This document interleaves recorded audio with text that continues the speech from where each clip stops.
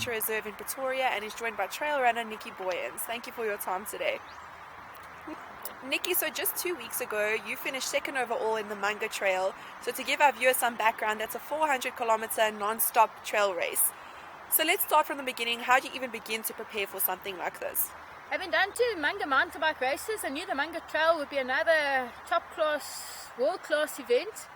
I think this race is for every ultra-distance trail runner to do, and I was super excited that I was given the opportunity to race it.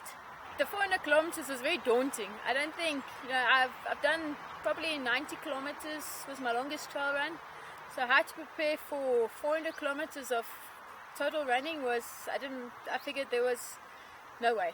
Just to wing it, make sure my legs were strong, had some good time on them, and just take it as it comes. I've done a lot of endurance races, adventure races, so going through the night for 4 days non-stop, I knew what to expect.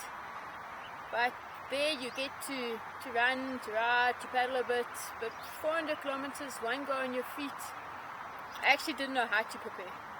Okay, so moving on to the actual race, Benny Roo, who won the race, had been leading for 365 kilometers when you caused an upset by overtaking him. So tell us how it felt to be the first woman to lead this race at a stage, and also how it felt when he overtook you to take first place. Yeah, so Benny, he kept me going, and we had some good chats out there about what was going to happen in the race and everything, but now I was pushing hard to keep Tatum from catching me. She's also another phenomenal athlete, and she had been catching me all day, so I did not want to lose the first lady's position to her. With Benny pulling away the last 2 kilometers on Tar Road, I wasn't too upset about that. He deserved the win. I was just happy to have been able to keep my lead from Tatum and just win the ladies and finish second overall. So Nicky, what kind of strength do you need to get through something like this? Maybe take us through some of the toughest parts of the race and how you got through those moments. For a race like this, I think it's definitely about 80% mental. You need to be prepared for what you're going to go through. You had some real low moments, especially at night when you've had little sleep, the sleep monsters coming out to get you, playing games with you, you start hallucinating. So we had 5 days to complete the race, and if you stop to sleep, the clock is ticking. So I try to sleep a little bit in every race village.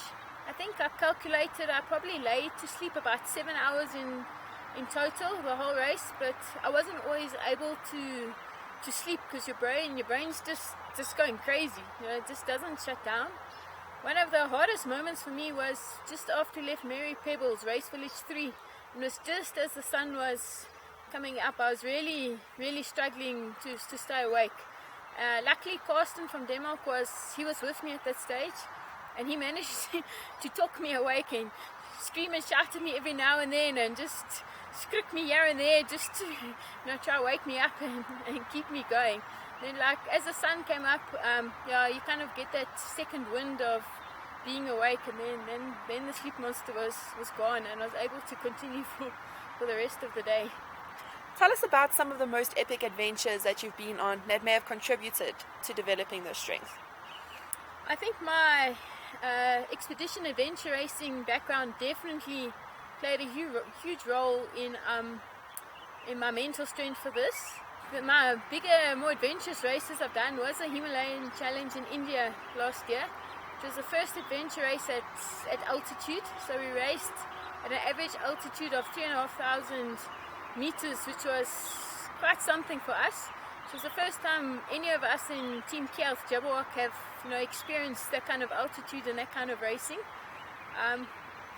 You think you're going fast, but you can't go fast. There's this shortness of air. You just can't push yourself like you usually can.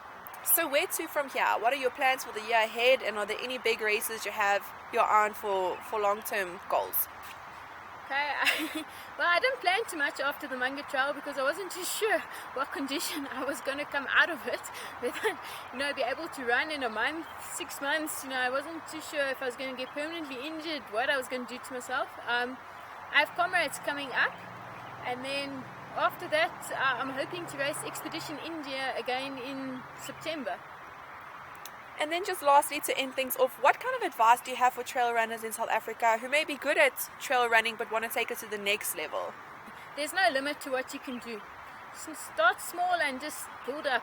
You know, everyone can do the Munga. If you put your mind to it, it's possible. But just build up slowly, and every time just keep increasing your distance, increasing the challenge, and yeah, you can do it. Thanks a lot for sharing your story with us today.